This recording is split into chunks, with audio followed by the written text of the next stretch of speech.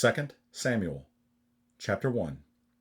Now it came to pass after the death of Saul, when David was returned from the slaughter of the Amalekites, and David had abode 2 days in Ziklag.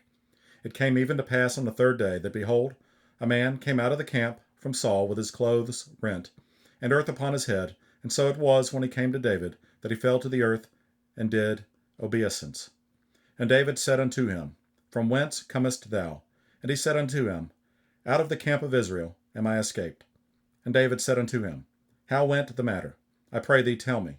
And he answered, That the people are fled from the battle, and many of the people also are fallen and dead, and Saul and Jonathan his son are dead also. And David said unto the young man that told him, How knowest thou that Saul and Jonathan his son be dead? And the young man that told him said, As I happened by chance upon Mount Gilboa, behold, Saul leaned upon his sword, and lo, the chariots and horsemen followed hard after him. And when he looked behind him, he saw me, and called unto me, and I answered, Here am I. And he said unto me, Who art thou? And I answered him, I am an Amalekite. He said unto me again, Stand, I pray thee, upon me, and slay me, for anguish is come upon me, because my life is yet whole in me. So I stood upon him, and slew him, because I was sure that he could not live after that he was fallen. And I took the crown that was upon his head, and the bracelet that was on his arm, and have brought them hither unto my lord.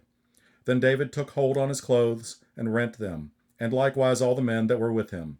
And they mourned, and wept, and fasted until even, for Saul, and for Jonathan his son, and for the people of the Lord, and for the house of Israel, because they were fallen by the sword.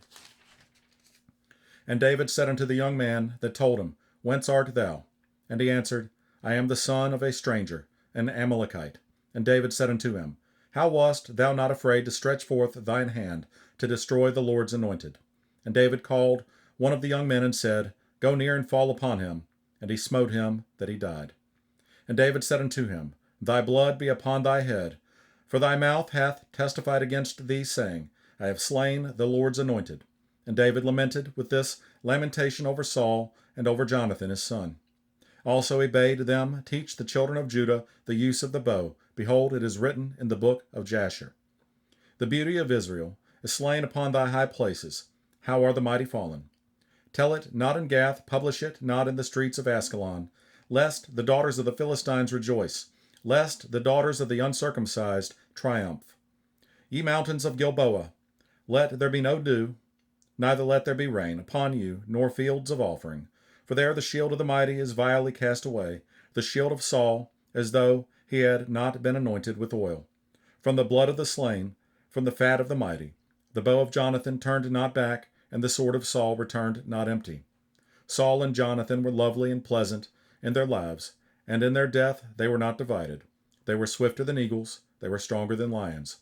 Ye daughters of Israel, weep over Saul, who clothed you in scarlet with other delights, who put on ornaments of gold upon your apparel.